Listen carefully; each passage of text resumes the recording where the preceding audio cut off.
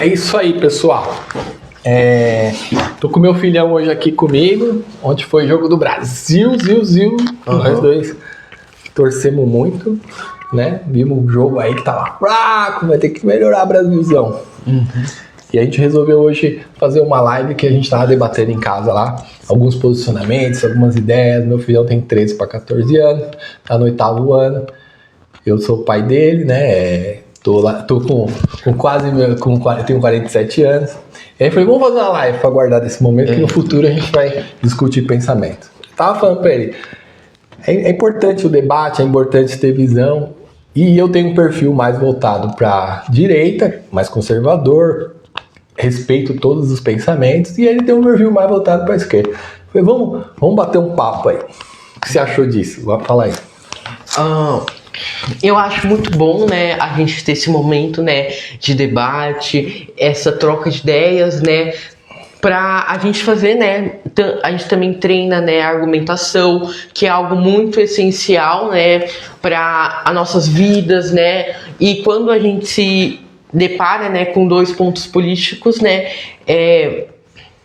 a gente vai ter uma visão mais ampla, né, e é muito bom essa troca. Eu tava lembrando pra ele que eu fui nos primeiros coordenadores do CEL, lá, Veredas, tive num projeto que foi da Marta Suplicy, e tenho respeito por muitos projetos importantes e muitas questões, né, principalmente no meio cultural, né?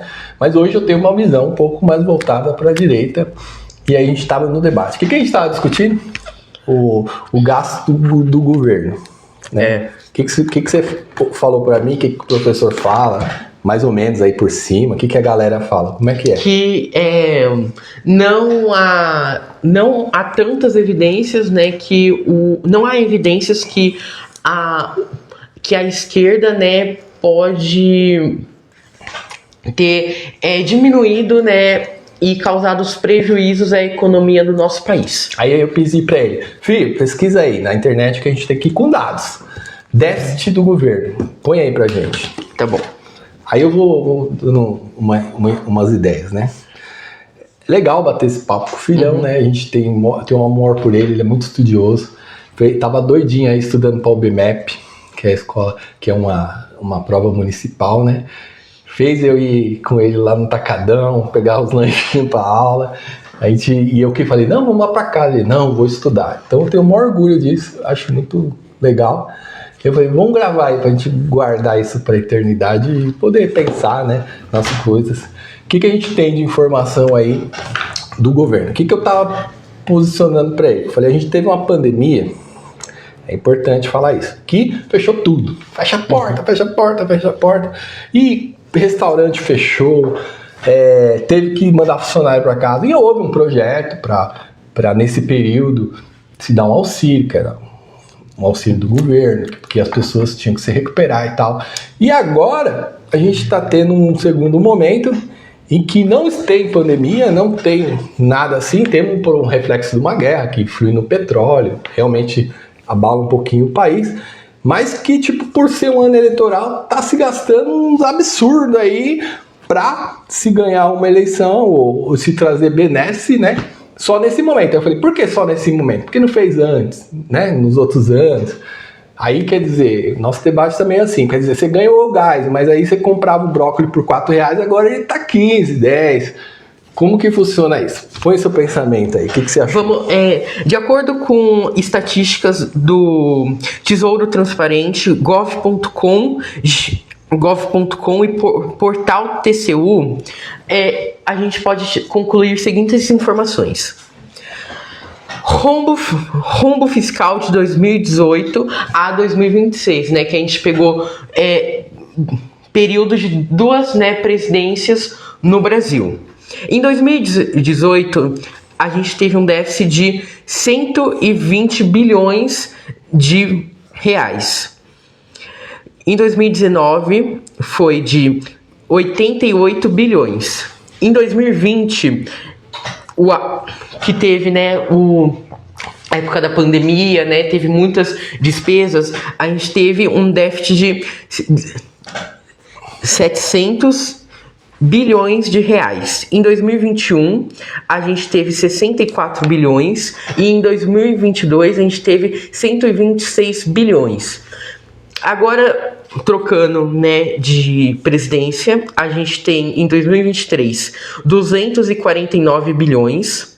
Em 2024, a gente teve de 47 bilhões. Em 2025 foi de 55 bilhões e em 2026 a projeção de mercado de cerca de 57 bilhões negativos. Esses dados são segundo o prisma oficial do Ministério da Fazenda e o gov.br. Beleza, ele achou projeção, olha a palavra de 2006. Projeção. Porque... Pesquisa pra gente aí. Qual é o déficit atual de 2026 no governo atual? Probabilidade. Lembra das palavras probabilidade do site do governo falando a probabilidade de 57 bilhões. Então a gente tem aí o período da pandemia com o maior déficit em torno dos 160 2018 também foi bem alto, né? Bilhões, 2018 120 bilhões. Então eu tava colocando para ele assim. Tá. Atualmente, de acordo com a Agência do Brasil, o G1, o gov.br e o Prisma Fiscal, atualmente o nosso déficit de primário projetado do governo central de 2026 subiu para 60 bilhões de acordo com os dados oficiais do relatório bimestral de avaliação de receitas e despesas divulgado pelo Ministério do Planejamento e Orçamento. Vamos lá. Então a gente tem esses dados oficiais. É bom trabalhar com os dados oficiais. Não vou questionar os dados oficiais até agora, mas eu queria que alguém buscasse o tanto que está se gastando hoje no governo, né? E se esse é o dado, está menor do que essa informação. Mas vamos buscar fatos. Por que buscar fatos? Porque existe muita distorção. Quando você fala, pô, eu sou uma pessoa que mexe com arte, que mexe com cultura, gosto de muita coisa. E o que é o posicionamento de pensamento mais conservador? Existe muita distorção que o pessoal confunde religiosidade com questão de conservadorismo. Uma coisa não tem nada a ver com a outra. Porque a gente tem até grandes defensores dos Estados Unidos que são casados, homens que são casados com homens e outras questões, e eles se dizem conservadores. Por quê? Porque tem uma família que tem um molde mais tradicional. Né? Conservar vem da ideia de... Conservadores vem da ideia de conservar, vem da ideia de manter uma ideia. Isso. Não exatamente que você é contra ou a favor de algum pensamento, né? Então tava falando isso, a gente tava entrando nesses debates. O que mais que a gente entrou de debates esses dias aí? Vamos trazer os nossos debates à tona. Debates. O que a gente tava falando mais? A gente tá falando, né, dos países, né? A gente comentou da China, né? A gente falou do aborto também. É polêmico, mas vamos falar. Não, muito polêmico. Não, só por cima. Rapidinho, porque é muito polêmico. Aí ele tava trazendo pra mim. Não, as mulheres têm o direito do corpo delas, porque... Calma aí. Não, fala do seu jeito. Eu acho, né, que o aborto deve sim ser legalizado em casos específicos de estupro. Não, isso aí a lei já manda, só pra gente não entrar só nesse que eu quer ser polêmico. Só que eu acho que né, se não me engano, 13 semanas eu acho que é um período muito curto.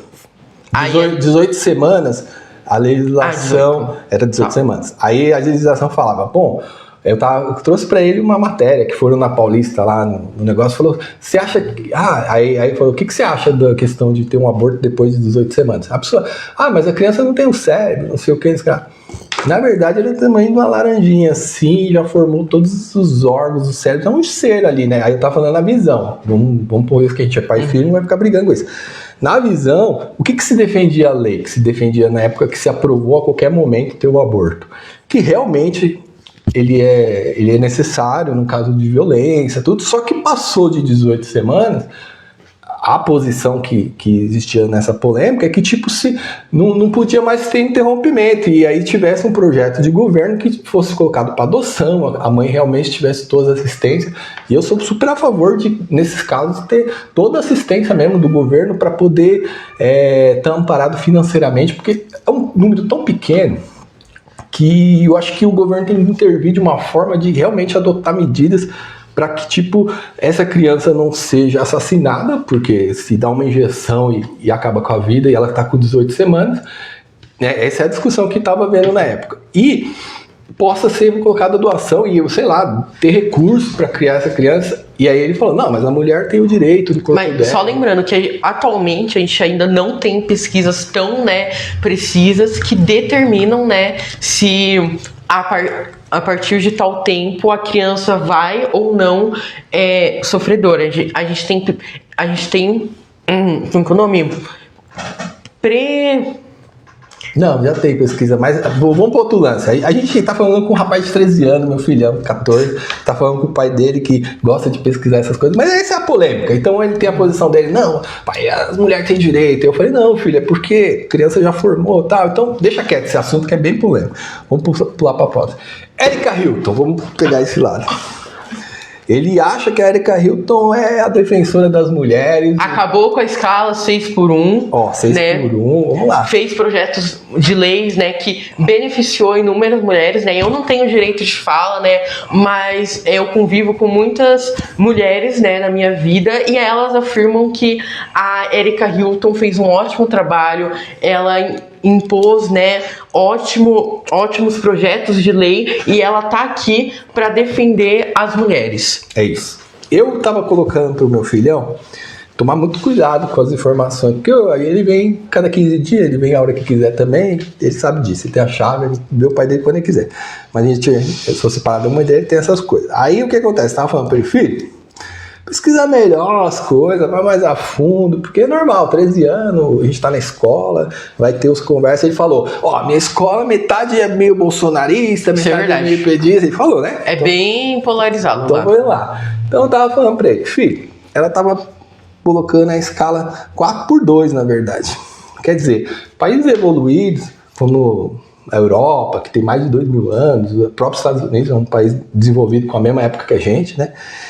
Eles podem realmente pensar numa questão até de diminuir para 4x2. Mas eu acho que é muito sobre eles fazerem um projeto alto, né, para eles conseguirem, né, fazer um meio termo. Na minha opinião, foi isso que a Erika pensou nessa PEC. Ela propôs algo alto para conseguir fazer uma troca, né? E aí eu sou totalmente a favor da escala 5x2 e acho que todos são, quem não é louco de não ser, mas assim, isso também traz impacto econômico que tem que pesquisar, porque as empresas estão indo para o Paraguai, estão saindo do Brasil por causa de impostos. Nós trabalhamos 5 meses para pagar imposto, e esse dinheiro vai para o governo em várias instâncias. Então o que acontece? Na verdade, esse salário de 1.700, o empresário, ele paga quase R$2.500.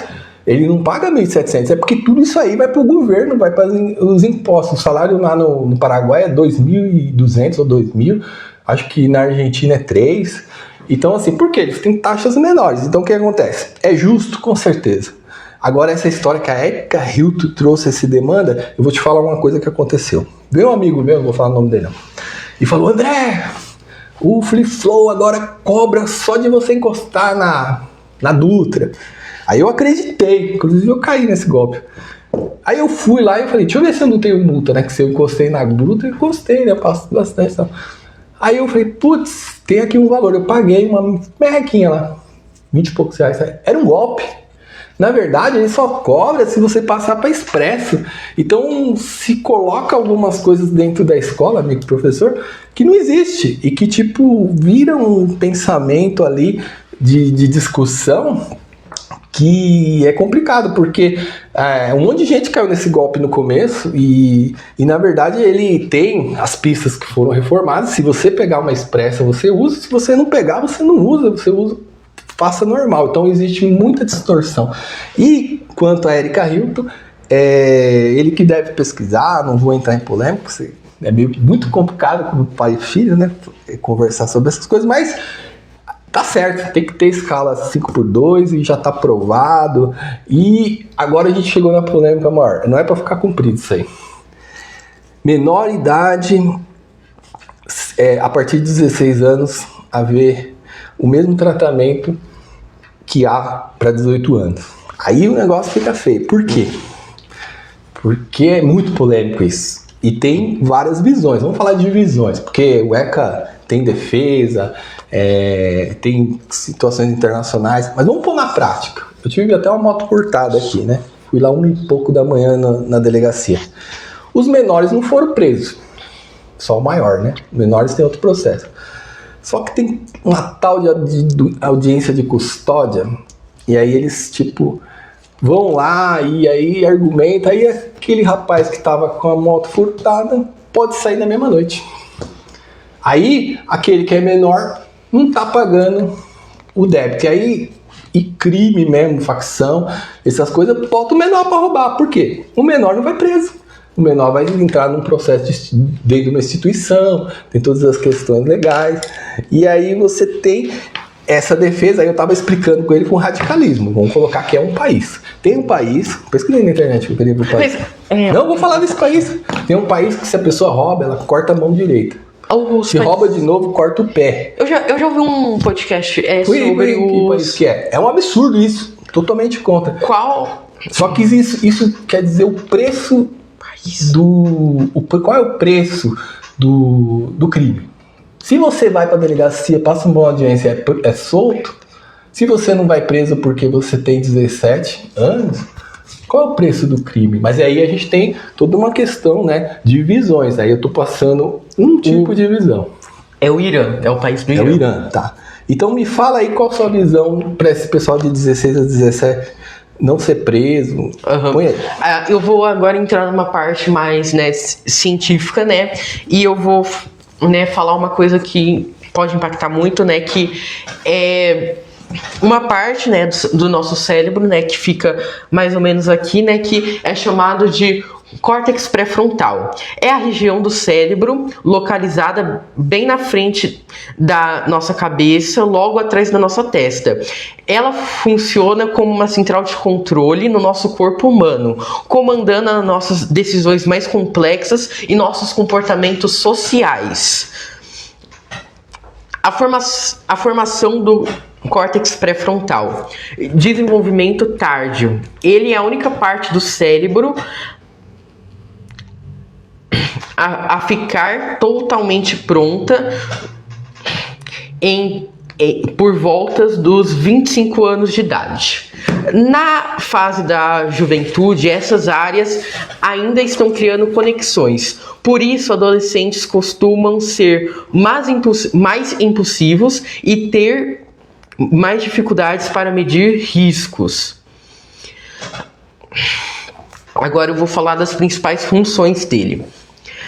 O córtex pré-frontal cuida das chamadas funções executivas, que são as tarefas mais inteligentes e refinadas que nosso cérebro faz. As principais funções são tomadas de decisões. Ele ajuda você a escolher o melhor caminho lógico a se seguir. Controle de impulso. Funciona como freio de mão do cérebro, impedindo reações agressivas ou desejos imediatos que podem dar de errado. Planejamento do futuro. É o responsável por traçar metas, organizar tarefas e prever as consequências das suas ações a longo prazo. Regularização das emoções. Ele ajuda a acalmar o sistema emocional do cérebro para você lidar com com o estresse e sentimentos intensos. Memória de trabalho. Permite guardar e mexer informações na mente enquanto você resolve um problema. E por fim, o mais importante, personalidade e empatia. Modela seus comportamentos sociais e ajuda você a se colocar no lugar de outras pessoas. Lembrando que essa parte do cérebro, né, só se desenvolve completamente entre mais ou menos os 25 anos, que é uma parte fundamental do nosso cérebro para o convívio social, né, e também para o convívio individual de cada pessoa, né, que, por exemplo, lidar com traumas, essas coisas. Então a gente tem um estudo falando que ele não se desenvolveu ainda, tá? Tamo prático. Que como é que é feito nos Estados Unidos? Tava colocando pra ele. Com 12 anos, se uma criança vai lá e mata alguém, ela tem prisão perpétua. Se uma pessoa, infelizmente, de menor, dos 16 a 18 anos, vai lá e comete um estupro ou alguma coisa catastrófico. Infelizmente, a dificuldade de reter essa criança é muito grande, embora existe todo um sistema que vai para Fundação Casa, tem todo um sistema interessante de ser aplicado. Só que na prática, às vezes, isso não acontece. Então, se esse jovem volta para a rua e volta a fazer isso, e aí entra as questões. Quem rouba celular é para tomar uma cervejinha, né? Então, quando a gente dá uma visão assim que eu não aceito, porque assim, eu não vou fazer crítica toda a visão da esquerda, não, porque eu acho que tem coisas importantíssimas.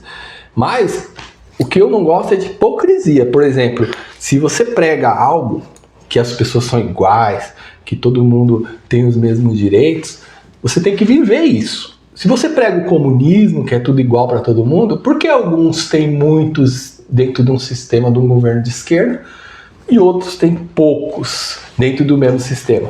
Aí a gente tem você não acha que... a hipocrisia. Por exemplo, teve o mensalão. O que era o mensalão? Mas ele foi descondenado, por exemplo. Você falou sobre os jovens, né? Sobre os Estados Unidos, mas até agora você me falou, você acha que esse estudo sobre o córtex pré-frontal pode... Ele não está desenvolvido. Só que existe o preço do crime. É isso que é interessante. Qual é o preço do crime hoje? O cara entra na delegacia, audiência de custódia e volta para casa. O cara vai entrar no sistema prisional porque tem 16 a 18 anos e ele continua com o fuzil lá no meio do crime. Quer dizer, infelizmente a gente precisa deixar mais caro. Você entende, filho? Tipo assim, por mais que tenha essa visão que você está se posicionando, o crime ele tem um preço. Qual é o preço do Irã? Repete para mim. Alguns casos, né, ele pode cortar dedos, dependendo se for muito pesado, ele pode cortar membros como isso é radical demais. Mas quem vai cometer crime de novo? Primeiro que ele vai andar na rua sem os braços, né? Não tô defendendo nada disso. Mas eu tô dizendo, esse é um preço de crime. Qual é o preço de crime em alguns outros países? É o preço. Infelizmente, a gente vê uma defesa hoje, acho que por uma questão de época, de política, de ganhar eleitores, em que aquela linguagem neutra você tirou, lembra que fazia o hino nacional na linguagem neutra? Não, nunca vi, mas... Agora é proibido na repartição pública. Eu nunca vi. Não, mas existia ela, não sei, falar aqueles negócios. Eu não tenho nada contra ninguém, cada um cuida da sua vida. Mas o que eu quero dizer é assim, um governo, uma ideia, ela tem que ver a maioria. Quer dizer, a gente não vai mudar o hino nacional se a gente tem uma maioria que fala o português de uma forma, entendeu? Então, se defender isso... Mas isso eu concordo. Eu concordo que, por exemplo, crime de racismo, crime de assédio, essas coisas pesadas têm uma sentença muito baixa, na minha opinião. Agora, o que eu não concordo é a partir do momento que um ser humano, né, toma uma decisão na vida, por exemplo, como ele falou, né, sobre perder membros. Não, isso aí eu tô falando do extremo pra gente dizer quem vai querer roubar num lugar assim, né? Como que é o nome? É pra dar o dinheiro do preço do crime. Vai lá e a pessoa toma um choque, morre. Sentença de morte. Sentença de morte. Isso eu não concordo, mas o que eu concordo é que tem alguns crimes tem sim ter uma sentença maior, como se tem racismo, assédio, roubo também devia ter uma sentença maior, mas que não use a violência. Eu sou a favor da paz e que tudo deve ser resolvido com paz. Sim, mas a gente tem uma situação dos preços. Então o que acontece? Perante uma sociedade, as regras são feitas meio que por uma maioria da sociedade. Então, por exemplo, se a gente tem essa fragilidade hoje, que a pessoa pode fazer o que quiser, e o preço é barato, elas vão voltar a fazer.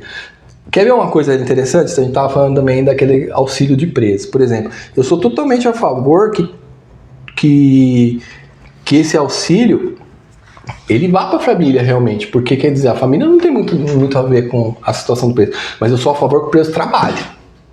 Ele quer dar um pouquinho a mais para a família dele, vai lá, trabalha 6 horas, não fica só lá. Porque como ele vai se ressocializar se ele não, entendeu? Fica ali num sistema que ele não trabalha. Só a favor que ele trabalhe. Eu acho que tinha que dar um bônus a mais para quem trabalhasse bacana mesmo, para mandar mais dinheiro para a família, porque é para isso, né, que serve esse auxílio. Eu sou a favor de muitos auxílios. O Bolsa Família, sou totalmente a favor do Bolsa Família, só que deveria ter uma fiscalização melhor. Fazer um exame físico nas pessoas e, tipo, ela ter um laudo, se ela não pode, não está impossibilitada e está nessa situação de vulnerabilidade social, ela tem que receber mais. Agora, se ela pode, ela devia fazer uma ação em frente de trabalho por umas 4 horinhas ali, 2 vezes por semana.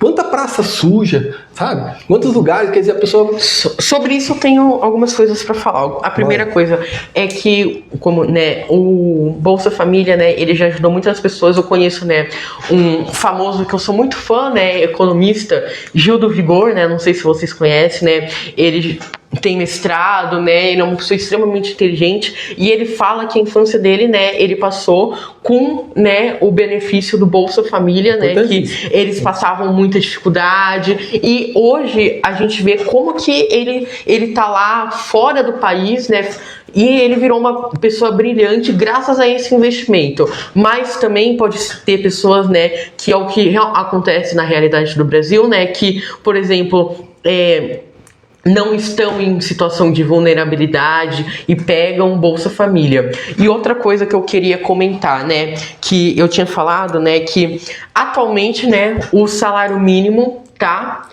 R$ 1.600 aproximadamente, né, e o Bolsa Família, né, a partir, se não me engano, de duas pessoas, a cada pessoa vai ganhando mais R$ 200.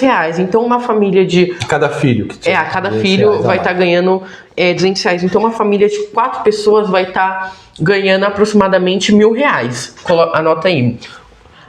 Deixa eu anotar. 1.600 e trabalhando, né, que numa situação que às vezes pode ser, né, que a gente sabe que o trabalho hoje em dia, né, é muito explorativo e hoje os jovens, né, não estão mais interessados em, por exemplo, trabalhar numa escala 6x1 no atacadão. E agora a gente pega esse valor, a gente pega esses 1.600, né, e a gente pensa nos impostos, né, que são tirados e a gente diminui ainda mais esse valor. Agora a gente pensa, com um salário mínimo tão baixo como a gente tem, você acha que a família brasileira, ela vai preferir, né, cuidar dos seus filhos em casa, né, sem a ajuda de ninguém e ganhar R$ 1.000, ou vai ter que provavelmente deixar os filhos com outra pessoa, né, porque esse programa é para mãe solo, se não me engano. Não, para todas as pessoas de vulnerabilidade. Tem baixa renda, não é para mãe solo. Baixa renda, mas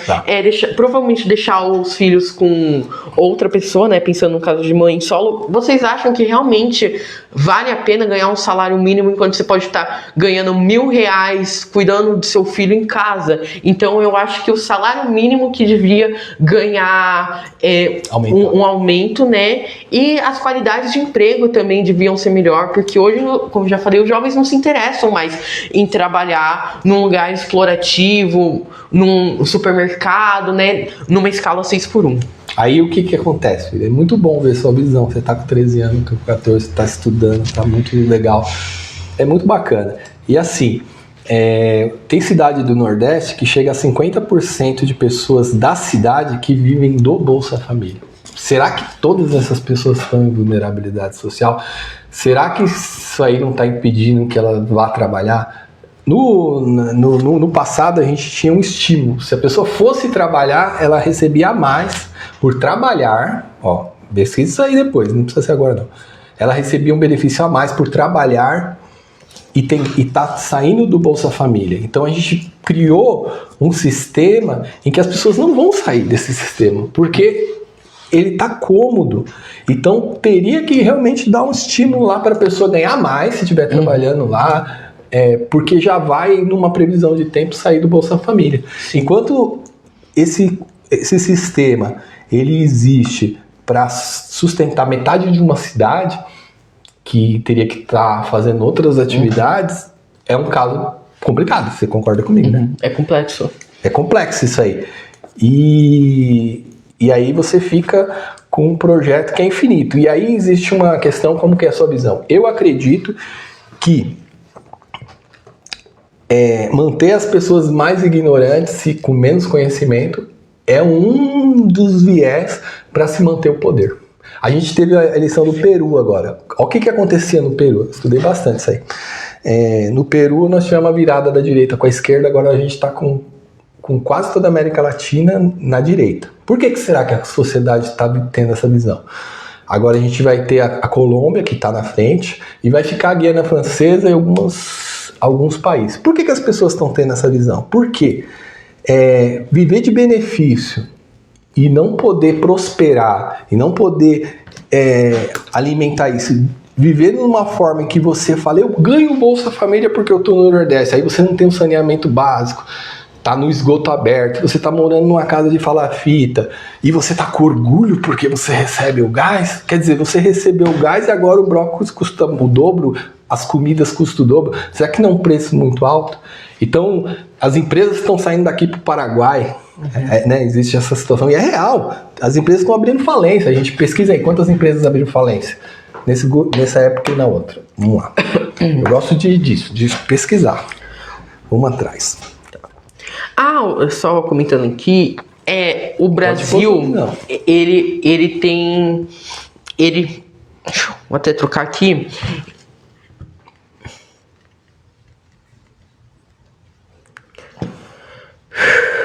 o Brasil, ele tem um PIB, né, em 2026, né, ele teve a marca de PIB, né, alcançando 2,635 trilhões e sendo o atual em 10º maior da economia do mundo na comparação anual. E aí a gente pensa, o Brasil é um lugar, né, que movimenta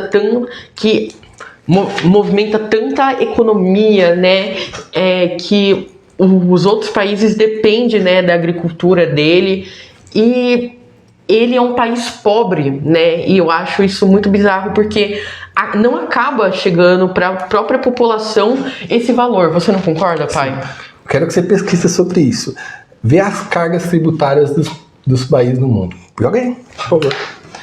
Eu sei que o Irã está em primeiro ou no segundo, o Brasil deve estar em segundo ou terceiro. É o lugar que mais cobra imposto no mundo. Com a diferença, depois vem a Índia, eu acredito, uma diferença discrepante na América Latina, de um valor absurdo para a Argentina, que eu acho que vem depois do Brasil. Então você vai pesquisar sobre isso. O que acontece? Eu estava fazendo analogia com ele, vou mudar um pouquinho a analogia para não ter problema. Fala aí. Só da sua pesquisa aqui. Peguei. Deixa eu pegar um pouco de água que eu já tô ficando, né, com a garganta rouca. Deixa eu usar o celular.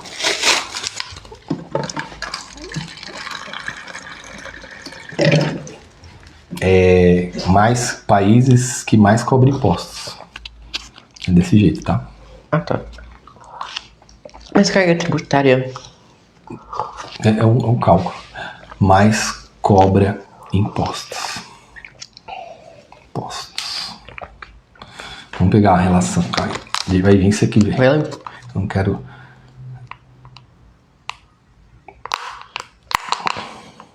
Posso ler?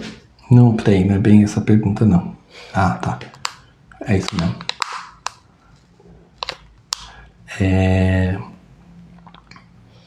Show. Põe aí. Aí eu tava colocando... Vou falar um exemplo. Olha... Peraí, vou falar um exemplo quando você pesquisa. Eu tava colocando pra ele, ó. Se numa família você tem um salário lá de 5 mil reais, todo mundo tem 5 mil reais. Isso aí é um país. Vamos pensar que o país é uma família, que não seja diferente, a cidade.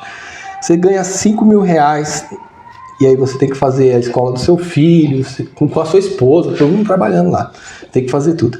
Aí, vou até inverter, vou pôr pro marido. Aí a esposa arruma um cartão pro marido dela lá, que por acaso é sem limite. Sem limite. Você pode gastar quanto você quiser nesse cartão.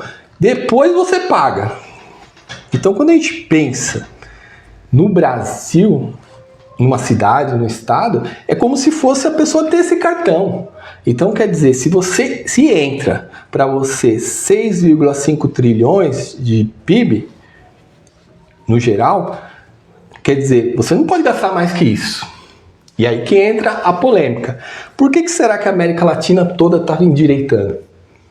Né? Por que será que eles não estão mais acreditando nessa promessa? Vamos pegar uma coisa bem simples. Pega um governador ou um prefeito, tá?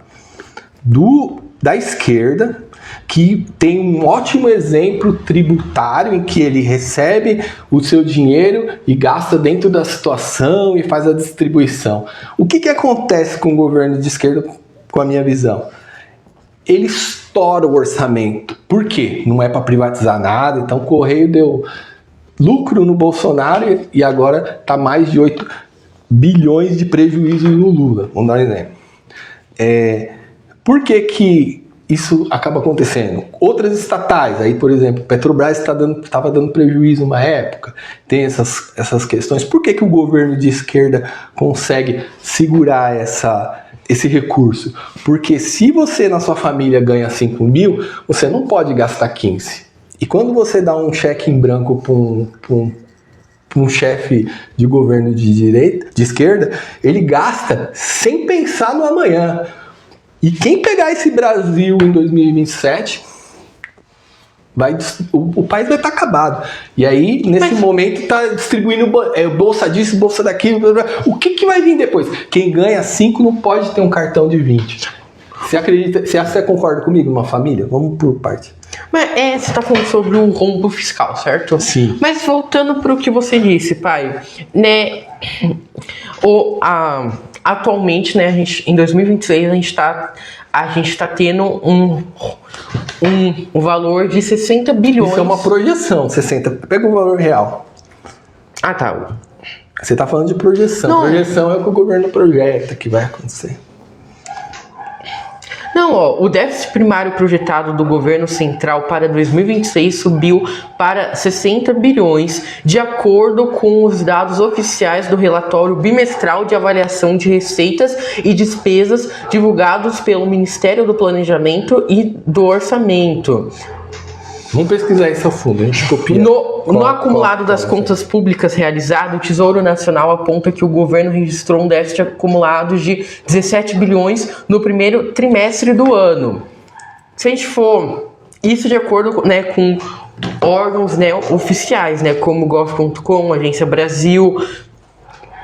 E se a gente for pegar esse mesmo número em 2019 e em 2018, estava muito maior do que atualmente. Nós tivemos pandemia, nós tivemos... Não, pandemia foi em 2022. Mas a gente vai pesquisar porque eu gosto de dados. Mas vamos para a parte mais tranquila aqui para pensar. Vamos pensar na família, porque o governo é como se fosse uma casa. O município também é uma casa, o estado é uma casa e o governo federal também. Se você recebe 5 mil, por que você gasta 20? Tá correto ou não, numa casa? Você sabe o que é quem dá dinheiro pro país? É o agronegócio. O agronegócio, ele independe de quem é o presidente. Se é de esquerda, de direita, né? O petróleo lá realmente teve um avanço muito grande nas extrações. A Vale, que é muito grande, que recebe tem um valor na bolsa, tudo. Ele independe de quem é o governo. Mas o que se faz? Porque todos esses órgãos, todo esse ciclo, ele paga impostos. Pesquisa de novo. Qual o país que mais cobra impostos? É isso. Então, no salário? Não, geral. Aí o que acontece? Já pesquisei. Aqui, ó. Ele paga impostos. Então, o que acontece? Tá certo você ganhar 5 e gastar 20? Calma aí. Os países que mais cobram impostos são a Dinamarca, a França e a Bélgica. Lideram as maiores cargas tributárias gerais do mundo, com impostos que devoram mais de 42% a 45% do total. O peso dos tributos muda muito dependendo do tipo de cobrança. Alguns países preferem morder o salário do trabalhador, enquanto outros pesam a mão no consumo ou no lucro das empresas. Mas a Dinamarca, a França e a Bélgica são a maior. Agora no top 5 são Dinamarca, França, Austrália, Bélgica e Itália. Continua a lista. Coloca logo a pergunta: qual colocação é o Brasil? Você tá vendo o que você tá falando? Dinamarca, Bélgica, França e Itália. Você sabe quem que vive lá? O cara vive como um rei nesse país pelas questões que o governo dá. Ele tem um salário próximo de 15 mil reais, se for comparado para cá. Então é normal que essa carga tributária seja grande, porque é uma política de governo, mas ela devolve. Sabe para que serve a carga tributária? Para devolver em educação, devolver em saúde, devolver em benesse. Então vamos ver o Brasil. Peraí. A Guiana Francesa aqui é regida, fica ali pro lado do Nordeste, é regida com as mesmas regras da França. Inclusive quem vive lá tem um salário muito maior, assim, o cara nasceu ali do lado, ele ganha 6 mil e nasceu desse lado é 1.600. Então você está falando disso. Mas vamos pro Brasil. Cobrança de impostos. Leu. Na live tá aparecendo uns comentários, você tá conseguindo ver? Tem como ver o comentário? Vamos ver.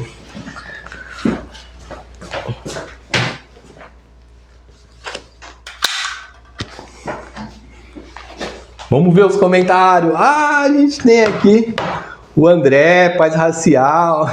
Bacana, legal. Temos aqui o Souza Riva, Matusa. É isso aí, cara. A gente tem filhão, jovem, a gente tem que bater papo e tal. E eu falei, vamos aí, vamos guardar essas coisas. A gente guarda aí. Valeu, você está vendo aí. Vamos continuar essas ideias aí.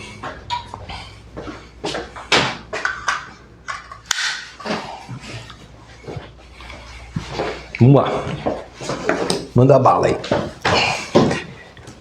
Quem que é o... Qual é a posição do Brasil na carga tributária? Sabe uma coisa que eu acho interessante? Que é assim, por exemplo, eu tinha alguns amigos assim, né, que tava falando, pô, não, qual é o seu posicionamento e tal? Aí falou, cara... calma aí, eu posso... Manda aí. O Brasil ocupa a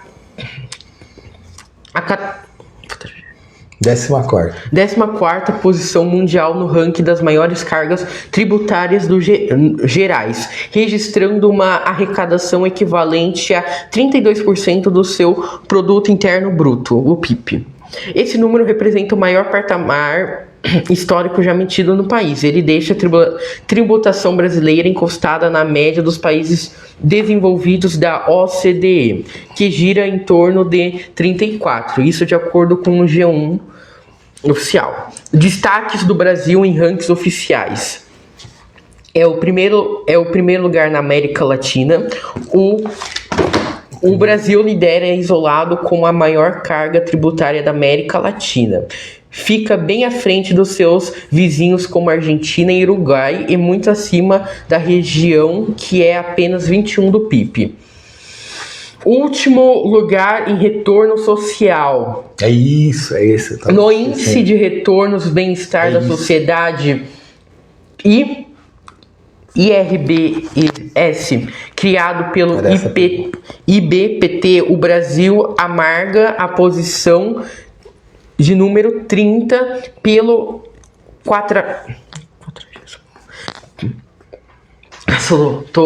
Não, tá bom, o pessoal pesquisa. Pela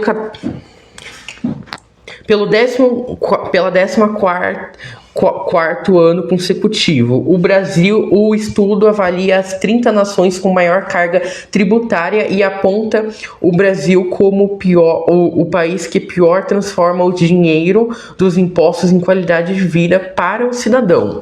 Último lugar em burocracia. O país também ocupa a pior posição global em tempo gasto pelas empresas para calcular e pagar obrigações fiscais.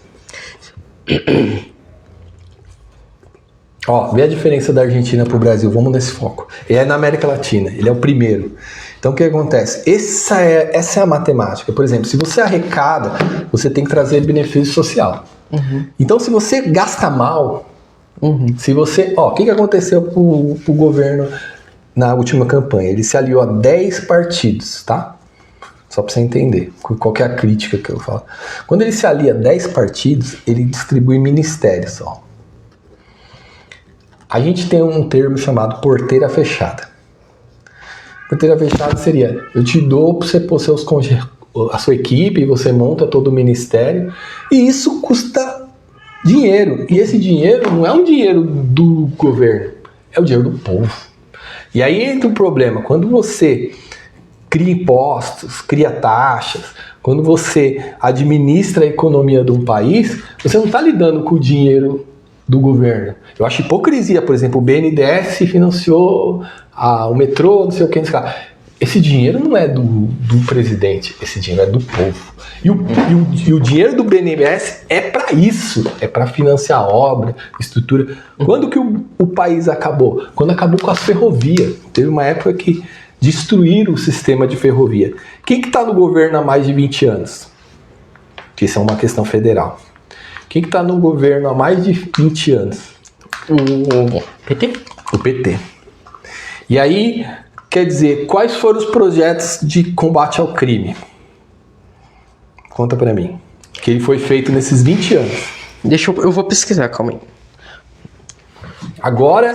Quais foram os projetos? Vamos pegar as polêmicas. Agora o PCC e o Comando Vermelho é terrorista, né? E agora o governo vai fazer um monte de coisa para combater o crime. Por que não combateu antes? De forma efetiva. Porque só agora tem projeto para combater o crime. Então, vou lembrar dos colegas, que nem... Tá, calma aí.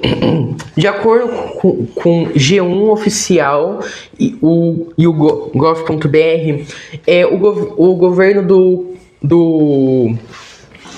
o governo do PT lançou projetos estruturais importantes no combate direto a facções como o PCC e CV. O foco dessas medidas foi o sufocamento financeiro das quadrilhas e o endurecimento de penas criminais. As principais iniciativas são detalhadas a seguir. A Lei Antifacção, marco legal do combate ao crime organizado. Sancionado em março de 2026, a Lei Antifacção reformulou a legislação brasileira para punir com rigor o crime organizado e as milícias. Os principais pontos dessa nova regra jurídica incluem penas mais severas. Líderes de facções podem pagar até 40 anos de prisão. Regime prisional rígido. Chefes do crime perdem o direito a indultos, anistías ou fiança. Só que você deve entender mais o que é indultos e anistías. Anistia é quando você cancela. Indulto é questão da penalidade. Mas vamos pegar, beleza. Posso? Vamos pegar, você criou a lei, não, tá bom, vamos pegar o foco. A lei foi criada em 2026, tá? E antes, quem que tava governando? 20 anos depois, antes. Por que não se tem um projeto para acabar com o comando, com todo esse crime? Por que não tem um projeto para pôr os preços tudo para trabalhar? Por que não tem um projeto que põe o cara lá no barco lá para trabalhar? Que, na minha opinião, eu acho que é algo muito complexo, né? Como eu falei, né? Não é algo muito simplista. É algo que envolve toda estudos, né? Sim. Não é algo tão simples. Tô te cortando, deixa você falar. Por exemplo, a gente já viu várias, né, vezes que a polícia, né, subiu, né, pra intervir com isso e vários policiais saíram mortos ou machucados, várias pessoas inocentes saíram mortos ou machucados, e a gente tem que dar valor para isso, entende? E é algo muito complexo para você só ir lá e sair prendendo todo mundo, sabe? Não é algo simples, é algo... Sabe que tem o governo do Bukele, né? Que ele é como exemplo de crime, né? Existia lá... Onde que é mesmo? No Bukele? Peguei, deu branco. Não posso esquecer isso não, é tão famoso, meu Deus do céu. O que acontece? Era um lugar tomado pelo tráfico. Por isso que existe essa história do preço do crime. Era um lugar tomado por facção. O que eles começaram a fazer? Quem fosse membro de cada facção teria mais o dobro da pena, mais 20 anos, um negócio assim. É que foi o que fizeram mais ou menos aqui no Brasil. Se eles colocaram o pessoal isolado, né? Quando o crime era muito grave. Então o crime ficou caro lá. O que acontece? Ninguém mais comete crime. Ou é muito pouco. Passou, acho que 300 dias, 200 dias sem nenhum crime no país. O país que era dominado pelo crime. Então quando a gente fala em preço do crime, é esse. O crime tá barato no Brasil, então todo mundo tá cometendo. Aí vamos pegar uma coisa muito interessante que é assim, artista da Globo. Atualmente os próprios a gente tem os próprios policiais são corruptos às vezes. Existe, todo lugar existe, mas isso não é uma minoria. É como falar que houve erro na igreja, ou houve erro na política. Você tem uma porcentagem. Então assim, esses têm que ser combatidos, mas é mínimo. Então vamos pegar uma coisa aí, senta aí. Lei Rouanet, artista da Globo. Eu vou contar uma história sem falar nome, né? Já fui supervisor de cultura aqui e tudo. E aí tava uma polêmica nessa época do mensalão, né? Aí eu conversando com o pessoal que recebia algum recurso do governo lá pra fazer as coisas e tal. Eu falei, pô, cara, você não fica indignado com esses furtos, com esses desvios e tal? Aí o cara falou, cara, o importante é me pagar meu dinheiro. O importante é que o Ministério da Cultura pague meu projeto. Aí eu falei, cara, mas não é assim que as coisas têm que ser, né? Tem um exercício social, filho, que é assim, chama... como é que é? Vidraça. Ih, cara, agora deu branco. O cara coloca 2 carros. Um no Brooklyn, o nome da Ford, coisa antiga isso aí. Um no Brooklyn, que é um lugar pesado lá, perigoso, e o outro na área nobre, né? E aí, cara... Na área periférica destrói todo o carro, 2 carros abertos. E na área nobre o carro passa uma semana sem acontecer nada. Aí o próprio dono lá da marca, lá que fez esse experimento psicológico, foi lá e quebrou um vidro só. Em uma semana o carro estava todo depenado, todo destruído. Chama síndrome da janela quebrada. Então quando a gente permite uma corrupção, quando a gente permite que se faça gambiarra, vai sendo tudo permissível, entendeu? E aí é como se a janela foi quebrada. Então, por exemplo, a gente pega os artistas da Globo, na época de governo, ganhando 5 milhões de Lei Rouanet para fazer peça de teatro, ou financiar um filme, não sei o que lá. Qual que é a ideologia deles? É que isso beneficia eles.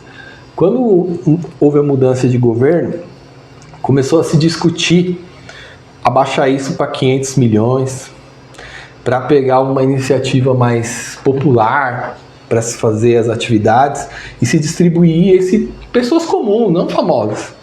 Você acha certo o imposto que ia entrar para a sociedade e pagar uma coisa caríssima só de um artista famoso? Não podia trabalhar com a periferia e trazer arte nova e poder fazer um fomento mais baixo? Uma vez eu levei um grupo lá no negócio de eu vou até falar, Votorantim.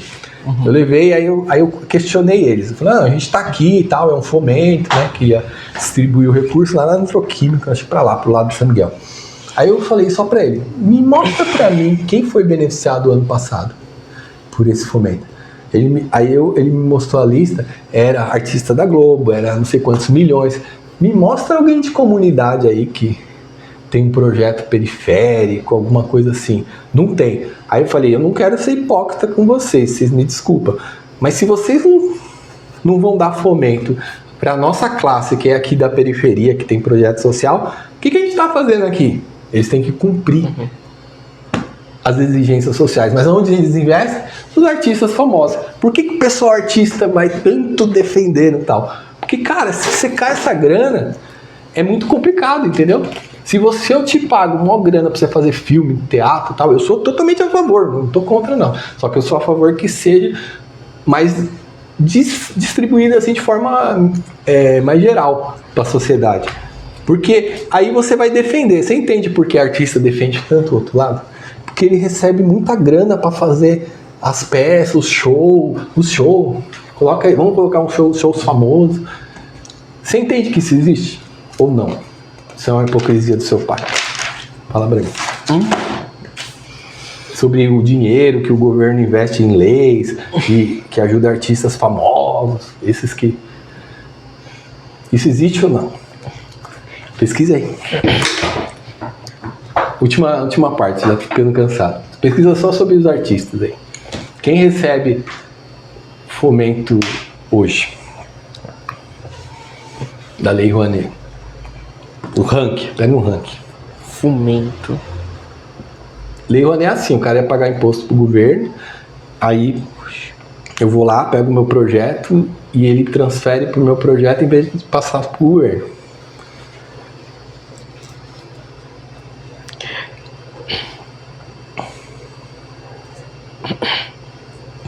Ele deu algumas opções, né? Famílias rurais e agricultores, micro e pequenas Lei empresas. Rouanet? Hã? É de cultura, que eu quero pegar os artistas. É que eu só não especifiquei. Lei Rouanet, escreve Rouanet. Ele arruma. Na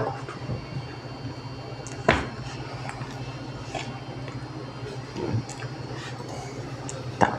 Lei Rouanet. Ranking de quem recebe. Primeiro, Observatório do Terceiro Setor. Segundo, Fundação Cultural Cassiano Ricardo. Terceiro, Universidade Estadual de Mato Grosso. Quarto, Instituto Moreira Salles. Quinto, Fundação Banco do Brasil. Sexto, Itaú Cultura. Sétimo, Fundação Getúlio Vargas. Oitavo, Instituto de Responsabilidade Social, Banco Bradesco. Bem, artistas. Coloca a palavra artista, porque realmente isso aqui precisa ter. Tem, por exemplo, tem bibliotecas, tem situações que precisam ter grana, porque é o patrimônio histórico lá, sei lá, de Salvador, de algum lugar que precisa ter grana. Vamos pegar artista, pessoa física. Só para você entender por que é a política, por que isso existe. Depois você pesquisa para você. Primeiro, Gustavo Lima, conhece? Com 52 milhões. Segundo, Bruno e Marrone, eu sinceramente nunca ouvi, que recebe 45 milhões. Leonardo, que recebe 42 milhões. Chitãozinho e Chororó, que recebem 38 milhões. César Menotti e Fabiano recebe. Você colocou 35. Artista de música, não, quero ver a artista geral. Você colocou música tudo bem. É que aqui tá, fora o gênero musical, outros. Coloca artista da TV, vai. Coloca os artistas da TV. Por que os caras vão lá ganhar o Grêmio e falam, tô contra isso, eu sou a favor daquilo? Tudo isso tem um lado, que é um lado comercial. Mas eu quero que você identifique isso, não eu te imponho essa ideia.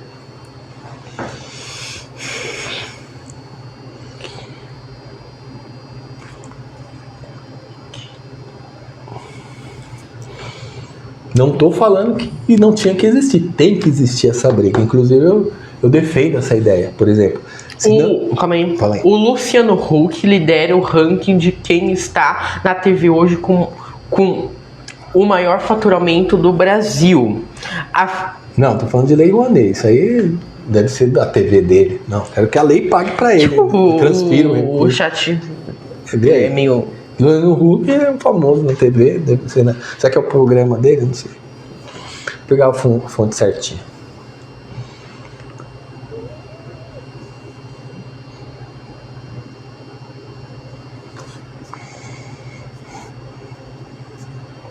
Vou te perguntar uma coisa só pra gente ver assim qual a sua visão.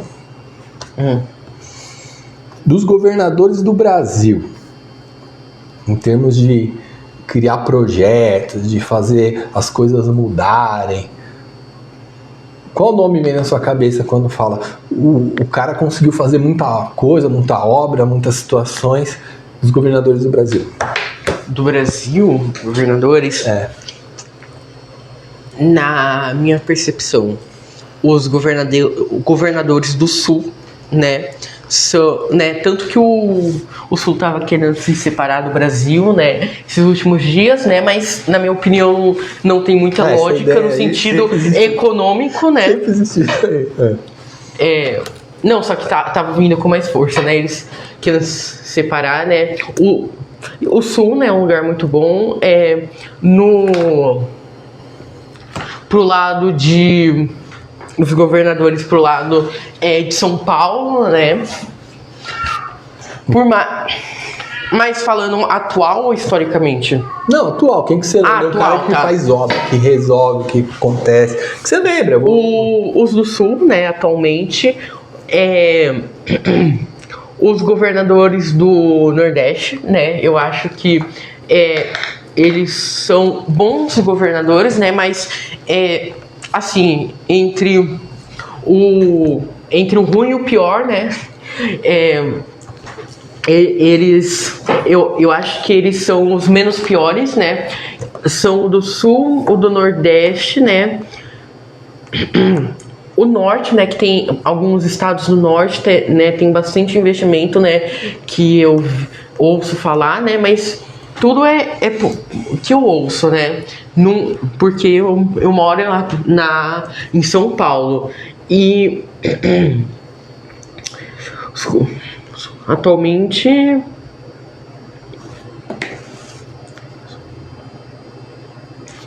eu acho que só eles se destacam. Resultado, vou te contar uma historinha rápida, tópico rapidinho. Na época lá do governo antigo e tal, se contratava muita empresa pra limpar o Tietê, sabe? Tudo golpe. Então, tipo assim, passar uma draga pra arrancar. Só que qual é o problema do Tietê? Esgoto, né? Se você não para de tirar o esgoto descendo pro Tietê, como que ele vai ficar limpo um dia? Não é isso? Uhum. E também teve muito caso de golpe, né? Usando isso. Aí era milhões, 1 milhão, 2 milhões pra passar uma draga lá pra limpar o Tietê. Cara, se você não tampar o esgoto, não vai. Aí a gente tem o marco do saneamento, tá? Ele tem que acabar com o esgoto até uma X data. E aí a gente tem um baita projeto de São Paulo, por exemplo, por isso que houve a privatização da Sabesp também, que antecipou esse saneamento, principalmente em Guarulhos, começou a pegar tudo que ia para o Tietê, e o Tietê vai uma hora poder transportar pessoas, poder ser limpo, tirando o esgoto. E isso vai o quê? Capacidade técnica, pesquisa, é um monte de coisa.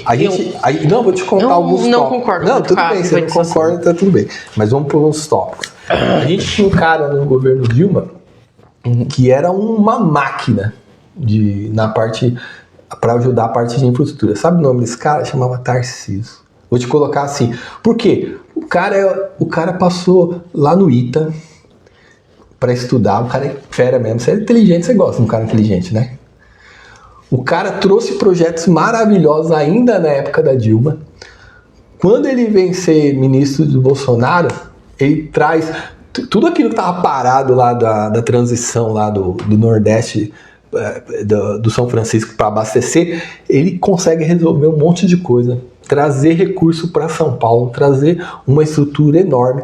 Quando ele vem ser governador, ele consegue acelerar a questão do metrô, a questão de projetos, consegue acabar com a Cracolândia no sentido de criar uma estrutura ali de vida e tal.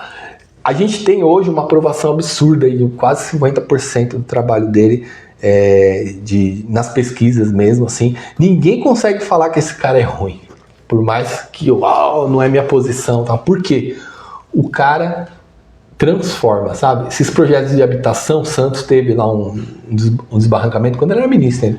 E aí ele foi lá, criou uma cidade para as pessoas sair daquele barranco e ir viver, porque o cara é fera, o cara é uma máquina de fazer coisas. E aí, o que você vê?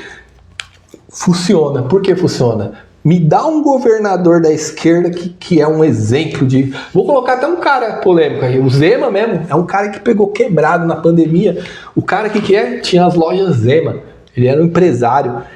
O cara tinha uma visão empreendedora. Ele fez coisas muito boas para Minas Gerais. O Caiado foi um governador lá de Goiás, é médico. 90% gosta dele. Então, a gente tem um monte de governador. E que lado que esses governadores são? Me dá um governador da esquerda, que é o cara top, que fez, que acontece. Pesquisa aí. Pesquisa o ranking dos governadores. É por isso que a América Latina está toda voltada para criar um mecanismo de qualidade. Você entendeu aquele lance da família? Mas Se eu ganho 5 mil, por que eu gasto 20? Sobre a privatização, né? Eu vou falar na minha realidade, né? Pode pôr. Na minha escola, vamos pegar esse exemplo. Na minha escola, né, sempre foi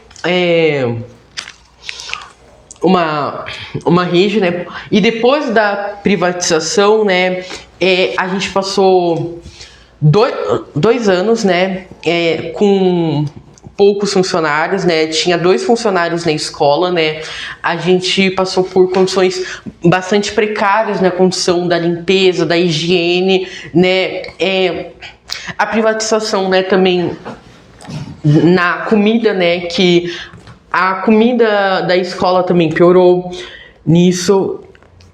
Os professores, né, que também meio que é relacionado, né, que hoje em dia os professores cada vez mais eles procuram professores contratados, né, e isso, eu acho que isso é algo ruim, né, eu acho que a gente tem que dar espaço, né, a gente tem que valorizar professores concursados, né, porque e dar espaço, porque isso é muito importante pra gente. E,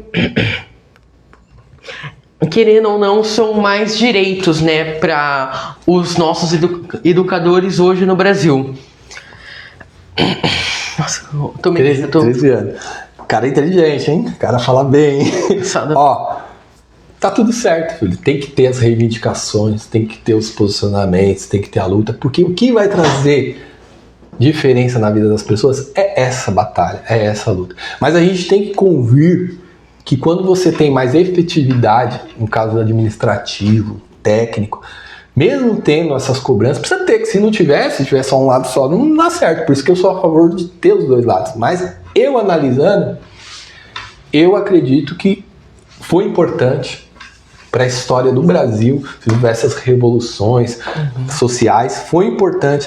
A esquerda teve seu momento de importância, ela é importante, só que em termos práticos, por um projeto de poder, ela põe as pelas mãos, gasta o que não tem. Hoje a história é fundamental para o Brasil. E uma coisa que eu vou falar, né, que é polêmico também, que eu acho que se não fosse, né, eu acho que se não fosse o roubo que a gente teve, né, das nossas riquezas, né, lá na época do Brasil colonial, né, que foi tirado tudo da gente, era pra gente ser um país assim incrível. Hoje a gente vai para países, né, Portugal, Inglaterra. Eles têm 2000 anos, peraí. A gente tem que... Mas eles têm muita coisa, né, que agora a gente pode comparar os Estados Unidos, por exemplo. Estados Unidos, por que isso existe? Isso é interessante, é verdade. A gente é um país que veio para exploração. Inclusive, quando Portugal chega aqui, tinha uma crença de que as pessoas não tinham alma. O índio, o negro, e isso é um absurdo. E isso foi pregado e veio para explorar mesmo. Então aqui, infelizmente, a gente tem um reflexo do que é hoje por causa disso. E aí tem que ter, sim, ver os direitos dessas pessoas, tem que cada vez incentivar mais. Isso aí eu sou totalmente a favor. Porque quando um barco era fiscalizado, por exemplo, na Inglaterra, e estava com uma carga, que para eles era uma carga, né, um nome totalmente errado, sabe o que eles faziam? Com os negros escravizados, eles com uma pedra e jogavam no mar, para não ser detido ali o barco. Olha o absurdo, olha por quantas penitências. Os Estados Unidos já foi feito diferente. Por ele ter sido... Tem 2 tipos de colonização, né? A colonização focada para explorar, né? Tirar todos os recursos de um país e levar para outro, né? E tem a colonização, né? Focada para desenvolver um país. Foi isso que aconteceu, né? Tanto nos países, né? Principalmente nos países, né? Da América do Norte, né? Enquanto na América do Sul a gente teve mais países, né, que foi focado na exploração, né? E isso muda completamente Totalmente. um país. E a história, a gente vai falar, né, disso, a história é fundamental para tudo. Hoje, né, se a gente for ver, né, o nível de periferia está completamente relacionada à história geográfica, né, do nosso país, né, sobre a colonização, né, e é fantástico estudar história, né, que meu professor, meu pai, né, é um professor de história, então ele deve entender Não, é bastante. importante. A gente viu mais de 40 Áfricas, né? Se a gente falar também que só o europeu que escravizou, não. O Congo lá, eles escravizavam, então isso aí é uma coisa que era feita entre os povos também. Povos que invadiam uma situação, massacravam lá o outro. Então É a como gente, se um fosse superior a e o gente outro tem inferior. um monte de situações ruins. Foi menos pior para quem recebeu a colonização pela Espanha, os nossos vizinhos, foi um pouco menos pior, mas o Brasil realmente ele tem essa característica por ter essa visão. Por isso que eu sou a favor. A gente não pode ter a janela quebrada, a gente não pode aceitar rombo, a gente não pode aceitar roubalheira, a gente não pode aceitar coisa errada. Você tá aí se desenvolvendo, vamos encerrar, você tá aí se desenvolvendo, eu fico muito orgulhoso de ter um filhão lindo, inteligente. A gente brincou aqui que se debate, né? Tem até uns amigos vendo aí, mas é legal também, né? Não sou contra ninguém, acho que todo mundo tem que ter suas visões, suas posições. A gente bate papo saudável, né? Eu gosto de provocar ele um pouquinho mais acirrado, mas não é tudo que eu penso, né? Só pra sacanear um pouco o filho. Eu acho que ele também gosta de me sacanear, né? E falar umas coisas aí que eu não concordo, e é assim mesmo. Fica um abraço aí, ficou grande isso aqui, ficou isso aí. A gente falou, vamos falar 10 minutos, olha que deu. Então, Manda um a recado. gente vai pegando ritmo, vai falando. Manda um recado aí que a gente encerra. Então, gente, muito obrigada, né, por escutar a gente, né, e essa discussão de pai e filho, claro, né, eu ainda tô me desenvolvendo, né, eu sou muito novo, né, e eu espero que quando eu tiver mais velho eu possa ter muita sabedoria, né, pra esses tipos de discurso, né? Poder ter uma base argumentativa melhor. Não, é bacana. Você tá muito inteligente. Abraço, galera. Deixa eu desligar esse negócio aí.